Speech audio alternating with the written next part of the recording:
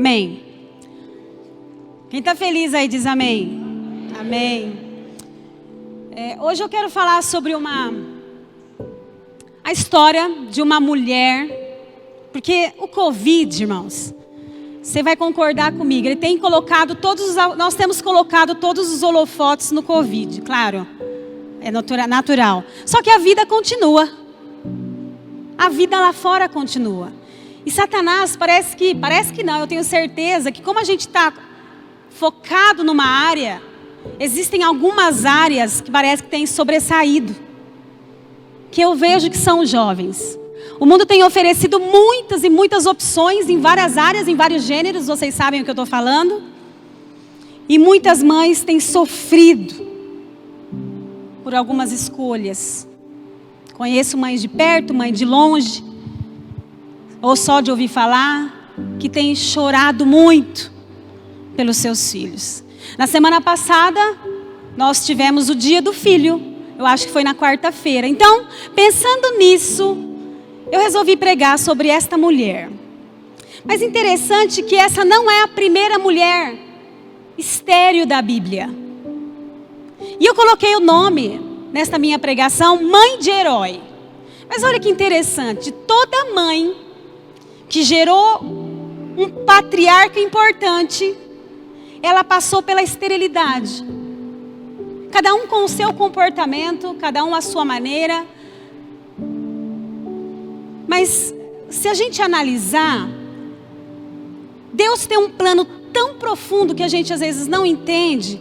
Mas Deus queria que todo patriarca, todo homem de Deus, todo homem usado de maneira extraordinária no povo de Israel, tivesse que ter uma situação onde alguém focasse em oração para este homem, para que as pessoas vissem a ação divina, a intervenção divina no meio daquele povo.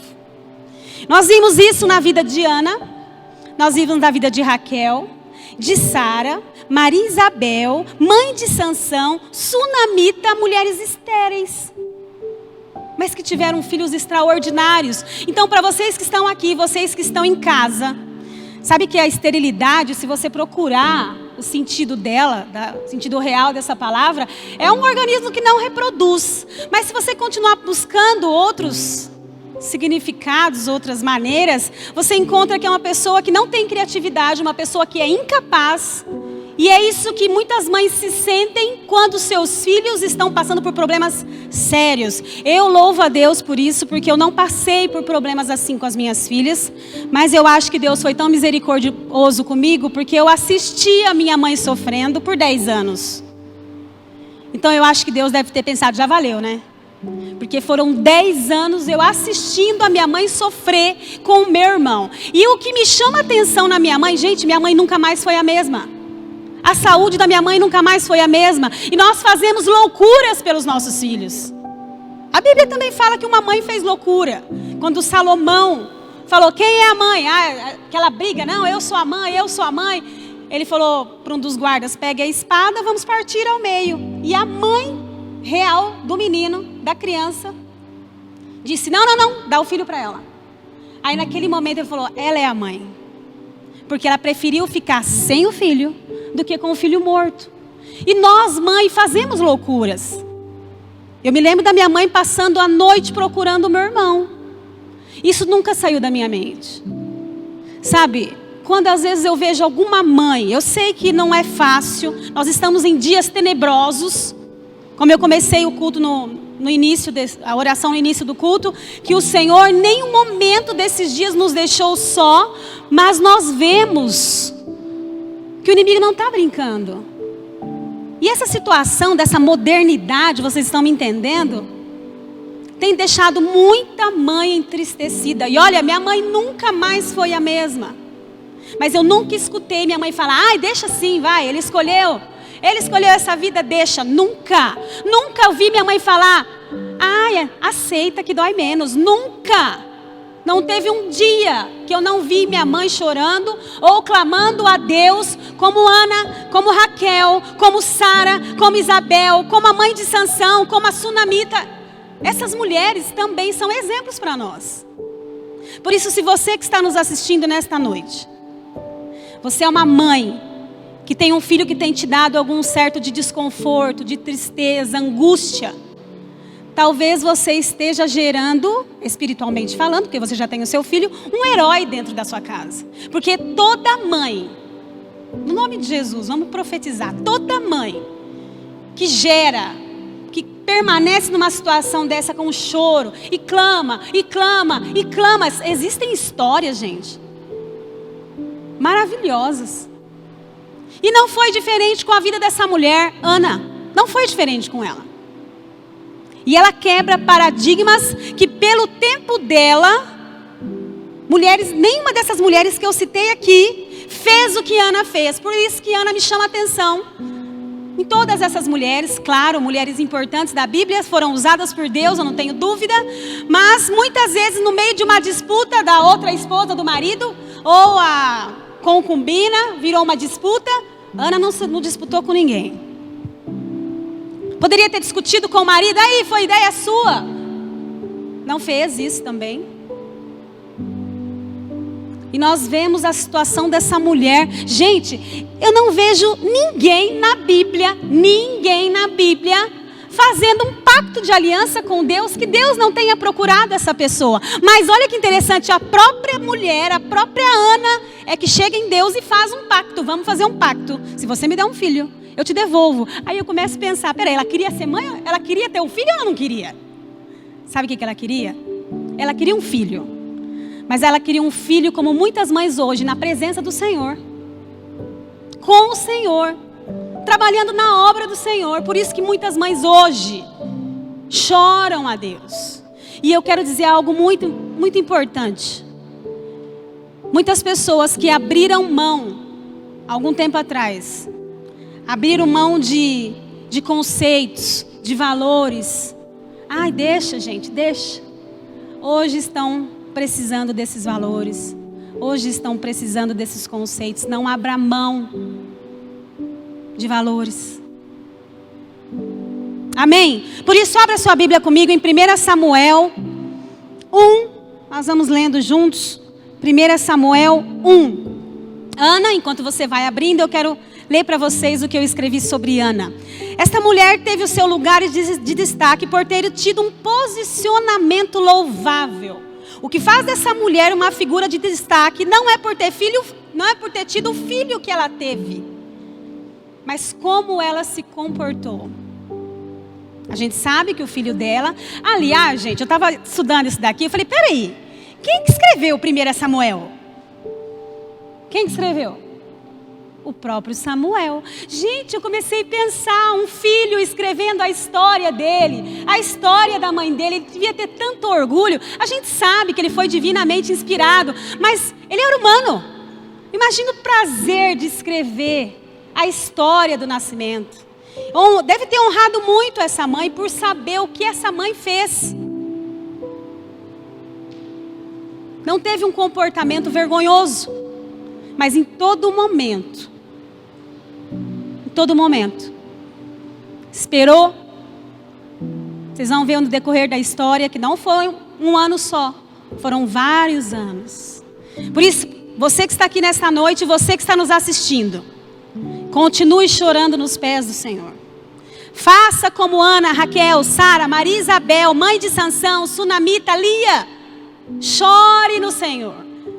Talvez, assim como nós vamos ler na história aqui, que o Senhor permitiu que essas matriarcas passassem pela esterilidade, para que orassem desesperadamente, para que viesse um herói no meio do povo de Israel. Talvez o Senhor está planejando um herói dentro da sua casa. E assim como Ana, você vai ter ele, vai assisti-lo, servindo ao Senhor, dentro da igreja. Amém? Vamos ler então. 1 Samuel 1 diz assim: houve um homem de Ramataim, Zofim, da região montanhosa de Efraim, cujo nome era Eucana, filho de Jeroão, filho de Eliú, filho de Tou, filho de Zufi, Efraimita. Toda geração. Tinha ele duas mulheres, uma se chamava Ana e a outra Penina. Penina tinha filhos, porém Ana não. Imagina. próprio Samuel escrevendo essa história, ele já vai direto na ferida, sem rodeios. Minha mãe já começou a história dela, coitada, sofrendo, porque uma tinha filhos e ela não. Você sabe qual que é a importância, a gravidade de uma mulher não ter filhos naquela época? Era como se fosse uma mulher amaldiçoada, uma mulher abandonada por Deus, uma mulher que estava pagando castigo. Isso daí, o valor de uma mulher era medido pela capacidade de gerar filhos. Se você não tinha, você não valia nada. Olha o que essa mulher passou. Eu gosto de falar bem certinho para você entender como que esse filho escreveu isso aqui. O que essa mulher passou? Você já começou a escrever a história de alguém que você começa a chorar? Quando eu escrevi a história, aquele livro Vidas que Falam, teve histórias que eu escrevi chorando. Da tia Du, da minha mãe, da minha sogra.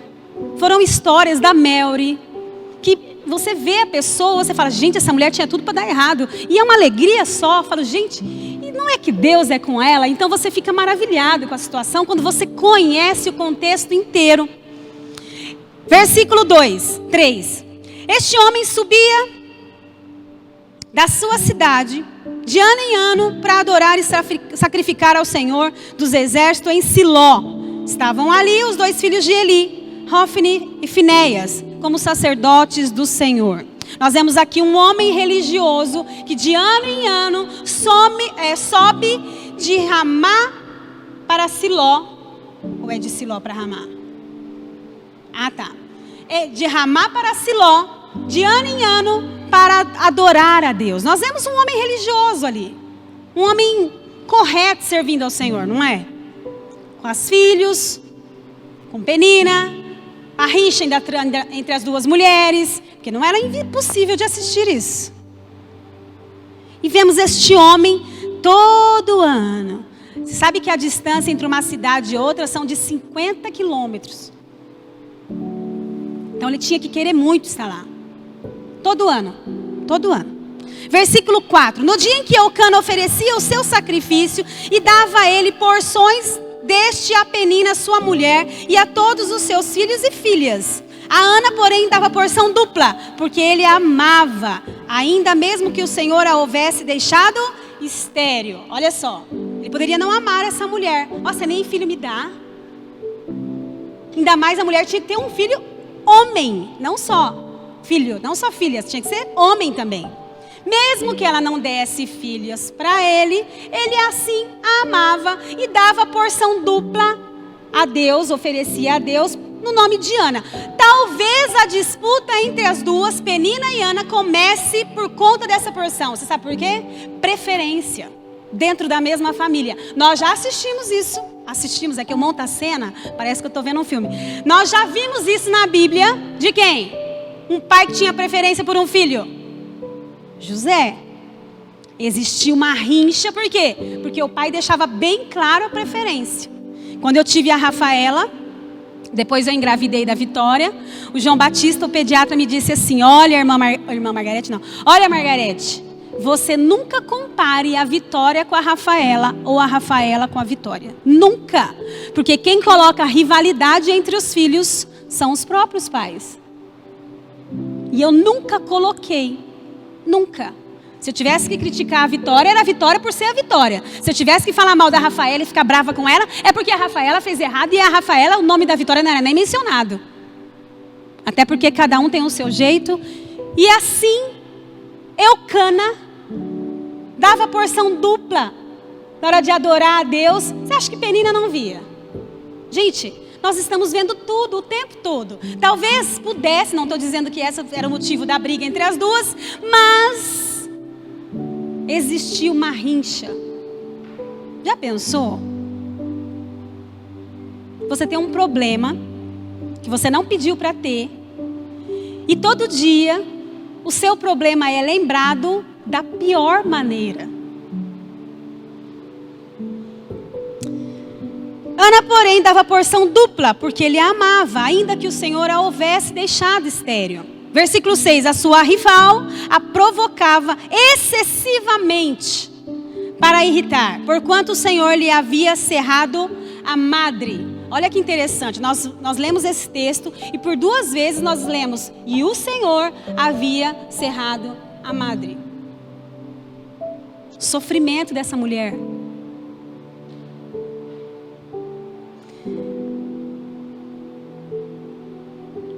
Olha só, o problema de Ana não era Penina, era a esterilidade.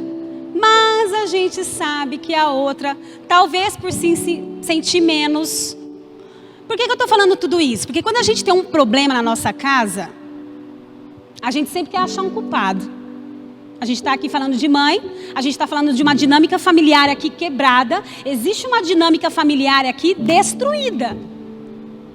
Ora tem rincha, ora tem choro, ora tem um orando a Deus, servindo a Deus, aí ora tem rincha, a gente não sabe quantos filhos Penina tem, mas quando Eucana fala, eu não sou melhor para você do que 10 filhos, eu já começo a imaginar que a outra tinha 10 filhos. Tá vendo? Ela tem 10. Mas eu não sou melhor que eles para você? Então, essa dinâmica familiar era uma dinâmica que tinha ódio. A minha dinâmica familiar, se eu te contar o dia, a gente tem tudo certo programado o dia inteiro. A gente acorda, olha como que é a nossa dinâmica. A gente lê a Bíblia, cada um no seu canto. A gente almoça, tem um revezamento de oração. À tarde a gente toma café. Depois do almoço, quem faz o café? O Márcio. É ele quem faz. E a gente fica esperando, ele vem todo feliz com o café. Todo dia. Depois à noite, tem também na hora do jantar. Quem orou de manhã não ora à tarde. Quem orou de manhã à tarde não ora à noite. E essa dinâmica. E à noite nós fazemos o quê? Assistimos um filme, os 4 juntos. Se eu perguntar para o pastor Júlio, a dinâmica familiar dele é outra. Ele acorda às 3 da manhã, porque ele tem que fazer salgado. Os filhos vão acordando outro horário. Mas ali, não importa como é o ritmo familiar. O que não pode ser é quebrado. Essa rincha, esse ódio, isso causa doença emocional, nós sabemos disso. Nós sabemos que isso destrói uma pessoa, isso acaba com uma autoestima. Nós sabemos disso. E existia um problema nessa dinâmica familiar. Continuando. Ou seja, quando eu tenho um problema na minha casa, quando eu começo a ter um problema com o meu filho, a dinâmica familiar foi quebrada ali. E precisa encontrar onde está o eixo do problema, para a gente tentar solucionar. Mas olha o que acontece. Deixa eu parei. E assim, no versículo 7, e assim o fazia ele de ano em ano. E todas as vezes que Ana subia à casa do Senhor, a outra a irritava, pelo que chorava e não comia. Nós temos aqui indícios de depressão, não é? A pessoa só chora e não come. Se você ler essa história, eu li várias vezes. Parece que essa cena está acontecendo em volta de uma mesa. Eles estão comendo, isso é coisa minha, viu, gente? E aí, de repente, a Ana não está comendo, está chorando lá, tal. Eucana já vira para ela: por que você está chorando? Por que você não come? A mulher já apresenta aqui sintomas de depressão. E nós já vimos pessoas com depressão na Bíblia também. De quem que nós lembramos? Elias. Tinha acabado de passar por uma luta, uma guerra com os profetas de Baal. Morreu um monte de gente. Depois, por uma mulher, ele foi para onde? Na caverna. Mas eu costumo dizer, não é uma mulher, gente. Já era uma estafa mental. Já era um estresse que vinha sendo gerado. Porque ele é humano como nós. Eu não acho que uma situação só, talvez seja forte, eu estou falando o que eu acho. Mas uma situação não tem o poder de levar uma pessoa para uma depressão. Mas isso vem acontecendo, isso vem gerando, o inimigo vem cevando a situação, não é? Nós estamos no Setembro Amarelo, que é o mês em que o pico do suicídio sobe de uma maneira que não tem explicação em setembro. E eu não sei se você sabe isso, quando esse Setembro Amarelo se teve. Em 1994, um rapaz de 17 anos chamado Mike, amigo de muitos, um jovem, gente. Ele tinha um Mustang e ele era mecânico, ele reformou esse Mustang e pintou de amarelo. Dias depois, o menino estava bem, mas dias depois esse menino se suicida. E aí começaram todos os amigos da escola dele, do Mike, começaram a mandar cartões um para o outro com uma fitinha amarela. Se você tiver com um problema, peça ajuda. Peça ajuda. Então isso foi atingindo países, nações, e isso virou mundialmente. Então o Setembro Amarelo, nós não sabemos porquê, eu não encontrei esse estudo, esse porquê, que em setembro é um pico muito alto de suicídio. E eu estava pensando na minha casa, puxa vida, mas é a virada da estação, né? A Bíblia fala que a esperança da próxima estação, peça ao Senhor que traga a primavera, nós estamos entrando já no início da primavera, e eu começo a pensar onde que está, tentar entender onde está a brecha aí. Mas nem tudo será revelado a nós, amém? Vamos continuar aqui então. E quando a gente lê sobre ela não comer, a gente entende que Ana estava passando por um processo depressivo. E a gente tem assistido tanto isso hoje em dia. Mas essa mulher, a situação não parou aí. Se você olhar no versículo 10, eu vou chegar lá, quando ele acaba de falar, ela levanta. Por isso que eu tenho a impressão que ela está sentada. Ela se levanta e vai sozinha para o templo. Vamos ler lá no versículo 8. Então Eucana, seu marido, disse a Ana: Ana, por que choras? Por que não come? Por que está triste o seu coração? Eu não te sou melhor do que 10 filhos? Não, gente, marido é marido. É um tipo de amor, um tipo de relacionamento. A relação afetiva é outra. Maternidade é outra coisa. Mas eu fico vendo o jeito de Eucana aqui, gente. Porque quando a gente está vendo uma pessoa sofrendo, você fala, senta aqui. Você vai gastar um tempo com ela. O que está acontecendo? Aí você espera ela responder. Aí em cima da resposta dela você faz outra pergunta. Em cima da resposta dela você vai pegando o caminho que ela vai te conduzindo, não é assim? Aqui Eucana faz uma pergunta atrás da outra. Aí eu penso, ele estava realmente interessado nas respostas? Gente, muitos problemas familiares acontecem por falta de diálogo. Aqui faltou um diálogo. Eu sei que aqui no versículo 8, eu não te sou melhor do que 10 filhos. Ele estava fazendo uma declaração de amor aqui, eu não tenho dúvida. Porque geralmente um homem não ficava com uma mulher estéril. Se ele quisesse largar, ele largava. Mas aqui ele demonstrou que ele amava ela. Mas não adianta só amar, é um pacote. Tem que ouvir, tem que conversar, tem que dialogar. Qual é o seu problema? Qual é o seu problema? Márcio, eu fico pensando, ele fala, que foi? Nada, estou pensando. Então a gente cuida um do outro. Família é isso, cuida um do outro. Você sabe que suicídio dá sinais. Ele dá sinais. Mas a gente tem que estar prestando atenção. Porque essa conversa aqui, por que choras, por que não comes, porque o teu coração está triste, a gente não vê a resposta de nada daqui. De nada. Aí ele mesmo já traz a solução. Eu não sou bom para você o suficiente. A impressão que dá, ó, o negócio é o seguinte, eu te dou tudo dentro de casa, então você tem que ser bom. Sabe por quê? Vamos colocar na família atual. Você tem tudo, menino, por que você está desse jeito? Não é o tudo que nós queremos conversar. O ser humano ele tem necessidade de conversar, de falar. Precisa ter um tempo gasto nessa família. Está vendo seu filho quieto? Gente, é seu filho. Você está vendo seus pais sem batom? Quando a minha mãe teve depressão, eu levei minha mãe no geriatra. Minha mãe não pintava mais o cabelo, eu estava irreconhecível. Eu falei, aquela não é minha mãe é um pouco perua assim e tal. Pinta a unha e usa brincão e usa roupa de brilho. E minha mãe começou a dar sinais de depressão.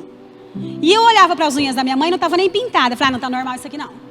A unha da minha mãe ela pinta até de preto. Às vezes pinta uma de cada cor.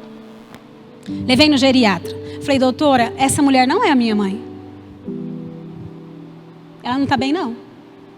Aí ela virou para minha mãe e disse assim, a senhora quer conversar, dona Cleusa? Minha mãe falou, não. Gente, quando a pessoa não quer conversar, o problema já existe. Já existe. Por isso que nós precisamos cuidar. Existem muitos filhos hoje que os pais, infelizmente, eu sei que nós somos falhos, não é? Todo mundo que está aqui é falho como eu. Não existe uma cartilha de ter filho, a gente aprende, mas uma coisa é certa, ninguém tem uma família para dar errado, tem? Ai gente, eu vou ter um filho, tomara que ele seja um dependente químico, é assim? De jeito nenhum, a gente quer o melhor. Mesmo que você não tem condição, você faz uma prestação, mas você quer o melhor. E muitas vezes você não quer que ele passe por aquilo que você passou. Mas quero te dizer outra coisa importante. Dias difíceis formam pessoas fortes. É ou não é, pastor Júlio? É ou não é, irmão? É ou não é? É. Por quê? Nós desenvolvemos o espírito da busca, nós vamos atrás, nós corremos. Fulano não pode, você vai trabalhar com dor de cabeça, não posso comprar isso, você corre atrás e você vai ver como funciona. Desenvolveu o espírito de busca. Aí você se tornou uma pessoa forte, os seus dias são bons, hoje já.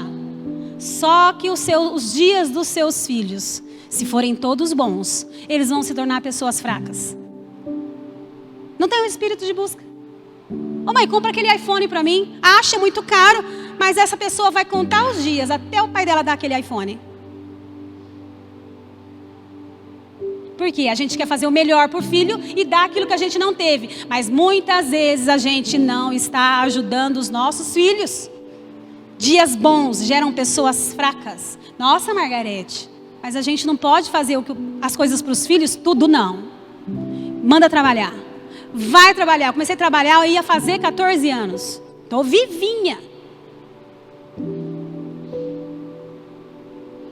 Continuando. Nem sei onde eu parei. Aqui. Então, Elcana, essa falta de diálogo, a gente vê que este homem amava essa mulher, eu não tenho dúvida. Mas será que ele estava pensando 100% nessa mulher? Sabe por quê? Outra coisa que eu pensei. E se ele morresse?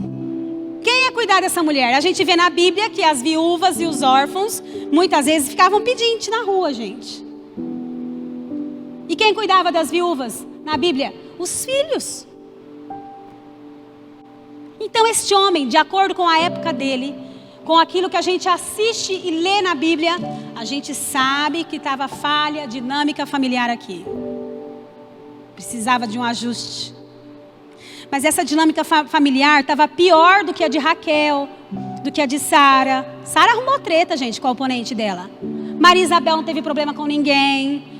A mãe de Sansão, a gente sabe que não teve, mas foram todas mulheres estéreis. Sunamita, além de ser estéril, já tinha idade avançada. Sara já tinha idade avançada. Cada um com o seu problema. Mas esse problema aqui estava de parabéns.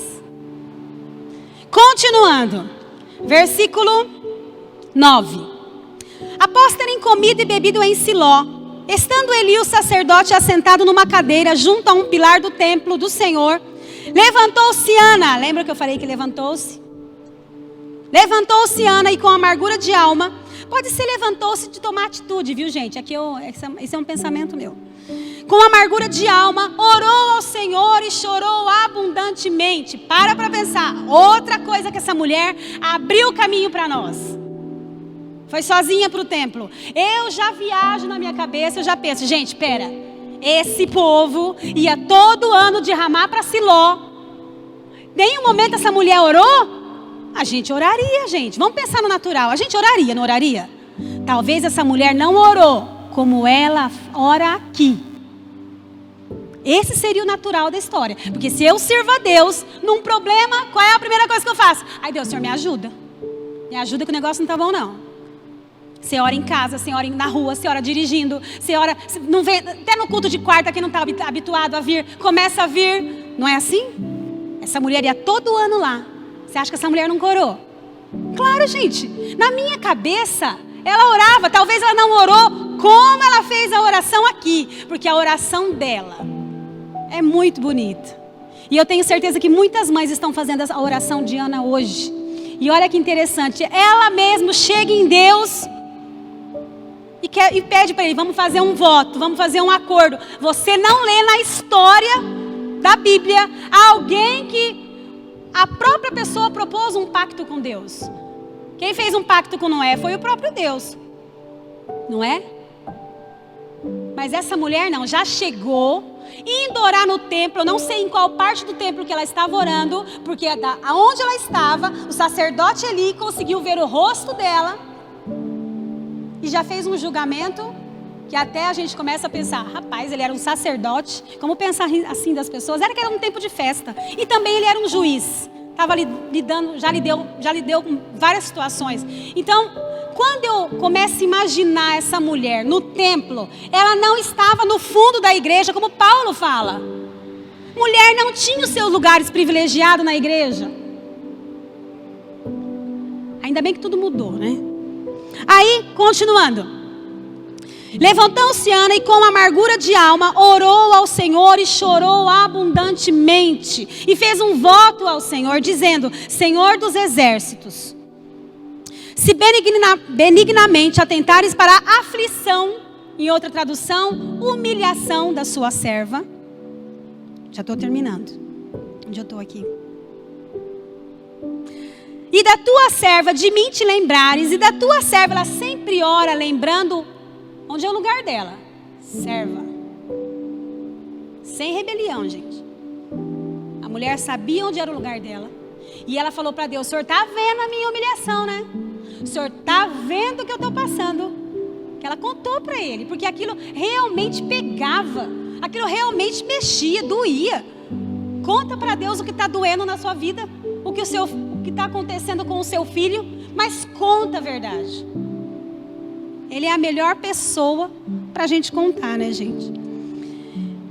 Da tua serva não te esqueceres e lhe deres um filho varão. Homem, viu? Ela escolheu. Ah, dá qualquer um, contanto que eu seja mãe. Não, a conversa ali foi um papo maduro com Deus. O Senhor me der um menino. Ao Senhor eu o darei por todos os dias da vida, e sobre a sua cabeça não passará navalha. Essa mulher não ficou esperando um milagre passivamente, mas ela agiu. Nós precisamos agir. Precisamos agir. Foi no templo, o marido não estava junto. Não sei se avisou o marido. A Bíblia também não fala do voto que ela fez para o marido dela. Desespero.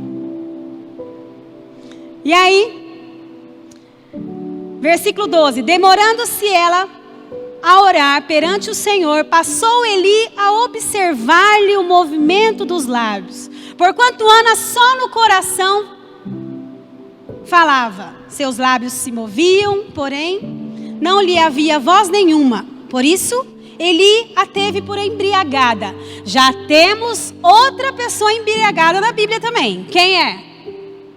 Confundiram também pessoas orando, adorando ao Senhor e falaram: estão tudo embriagado esse povo aí. No dia de Pentecostes. Gente, já observou quando você está desesperado orando? Você mexe as mãos e você anda para lá. Teve um dia que eu estava orando pela minha mãe no quintal e eu estava desesperada. Eu orava tão alto que eu acho que todos os vizinhos escutaram. E eu falei. No final, eu falei para Deus assim: Deus, mas se o Senhor quiser levar minha mãe, leva. Mas não deixa ela sofrer. Mas você sabe que eu pedi algo para Deus. Falei: Deus, se o Senhor puder, dá 15 anos de vida para minha mãe. O Senhor deu para Ezequias. O Senhor pode.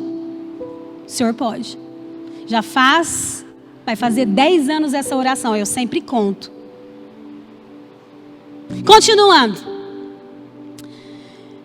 Ele disse: até quando estarás embriagada? Aparta de ti esse vinho. Gente, essa mulher, para pensar, o negócio não estava bom para o lado dela não. A gente só vê nessa dinâmica familiar só 4 pessoas. Não é? Não, 3. Mas entra uma outra pessoa na história. Penina brigava com essa mulher com frequência. Eucana não dava assessoria direito, porque nós não vimos nenhum momento ele apaziguando a briga. Tudo bem. Vai falar com o sacerdote, como puxou uma conversa, o homem já desmerece a mulher também. Tá, você tá bebendo. Falei: nossa, o negócio quando vem com tudo mesmo, hein? O diabo era o mesmo lá atrás. Continuando. Aí ela disse assim: não, meu senhor, eu sou atribulada de espírito, eu não bebi nem vinho, nem bebida forte, porém venho derramando a minha alma perante ao Senhor. Não tenhas, pois, a tua serva por filha de Belial. Belial, rebelde, sem valor. Porque pelo excesso da minha ansiedade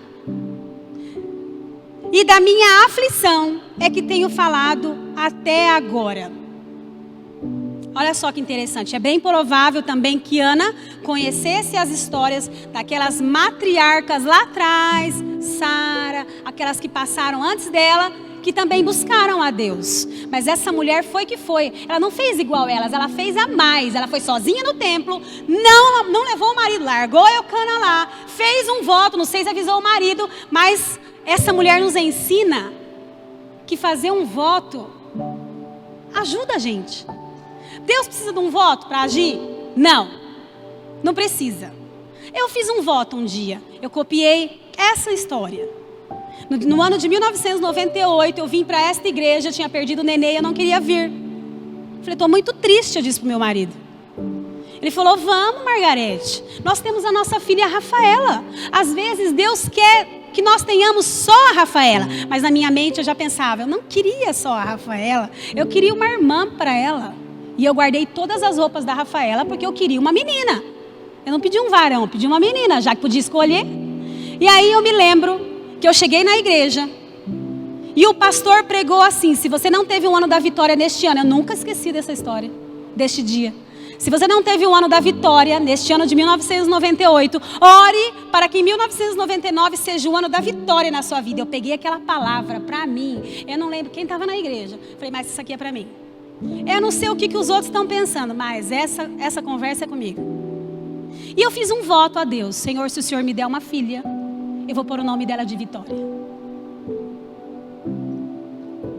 Vamos aplaudir o Senhor, assim eu não choro. Amém? E aí eu me lembro que eu fui no médico e o médico disse assim, Margarete, você veio aqui para tentar engravidar? Eu falei, não, eu já estou grávida. Eu já tinha feito o exame antes de ir no médico. E eu realmente tive o ano da vitória na minha vida. Precisava fazer um voto? Não, mas eu pensei, deu certo com Ana, vai que dá certo comigo. Por isso eu quero te dizer, você mãe e a Vitória, assim como a Rafa, vão ser pessoas diferenciadas, assim como essas mulheres choraram para Deus. E eu sempre disse, manda para missões, porque assim como Ana, eu quero minhas filhas tudo na igreja. Continuando. E aí depois dela se explicar, não é? O sacerdote disse para ela, vai-te em paz e o Deus de Israel te conceda a petição que fizeste. Essa palavra deste homem teve muito valor, porque a palavra daquele pastor naquele dia teve muito valor para mim. E a Bíblia diz que ela pegou essa palavra. Ela pegou aquilo para ela. E ela disse, ache a tua serva mercê diante de ti. Assim, a mulher se foi o seu caminho. Olha só, a mulher já não era mais a mesma. Ela comeu. E o seu semblante já não era de tristeza. Ela tomou posição. E aí, no versículo 20, é o último versículo. A Bíblia diz que Ana e Eucana se uniram naquela noite, coabitaram. E a Bíblia diz que depois disso é que o Senhor se lembrou de Ana. Por isso eu quero te dizer uma coisa nesta noite. Junte-se com o seu marido, se o seu filho está te dando problema. Clame ao Senhor desesperadamente. Quando a nossa dinâmica familiar é restaurada, a gente vê uma restauração aqui. O Senhor age. Depois disso, olha que interessante, enquanto nós temos a nossa parte humana para fazer, nós devemos fazer. A gente se lembra também de quem? Quem morreu que ele falou, tirem a pedra? Lázaro, claro. E aí nós vemos essa história também, ou seja, tudo que depende para nossa parte fazermos, nós temos que fazer. Esse é o que o Senhor nos ensina. Mas a dinâmica familiar, ela deve acontecer da maneira que você acha melhor, mas ela não deve ser quebrada. Não deve ter essa falta de diálogo. Por isso, em nome de Jesus, eu quero que você feche os seus olhos. Eu já estou encerrando. E nós aprendemos com essa mulher, Ana, e com todas as outras. Mas o posicionamento dessa mulher foi muito mais forte. Foi muito mais interessante. Abriu o caminho para nós mulheres fazermos um voto. Abriu o caminho para nós orarmos. Não é? E olha que bênção que aconteceu nessa história. Nós sabemos quem foi Samuel, porque quando Deus age... Deixa eu só falar essa última coisa. Ele não age de qualquer jeito, gente. Quem foi Samuel? Sacerdote, profeta, juiz. Ele conduziu o povo de Israel. Um homem importante. Quando Israel mais precisou, a decadência moral estava terrível.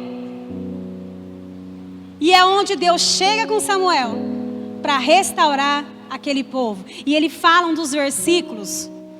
E eu quero profetizar sobre você.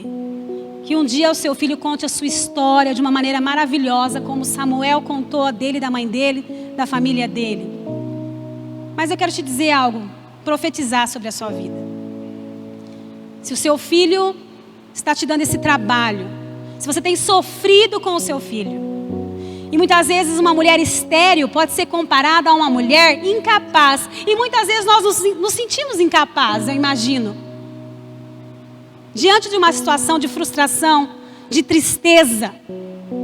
Mas assim como Deus ouviu Ana, e nós falamos dela até hoje, o posicionamento dela, e ela é lembrada como uma mulher louvável, não porque ela teve Samuel, mas pelo posicionamento dela.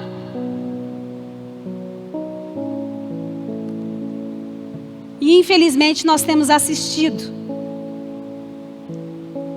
algumas brechas que o inimigo tem criado, para que os filhos deixem de estar na presença do Senhor e sigam modas,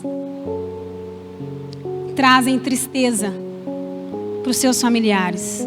Feche seus olhos, Senhor, nesta noite, através dessa história, onde o seu poder agiu de uma forma sobrenatural, a história de uma mulher ousada, Senhor, embora muitas vezes estivesse até depressiva, mas ela se levanta, ó Deus, porque ela sabe com quem que ela pode falar, sem se preocupar, ó Deus, com quem estava ao seu redor, mas ela se derrama na sua presença de uma maneira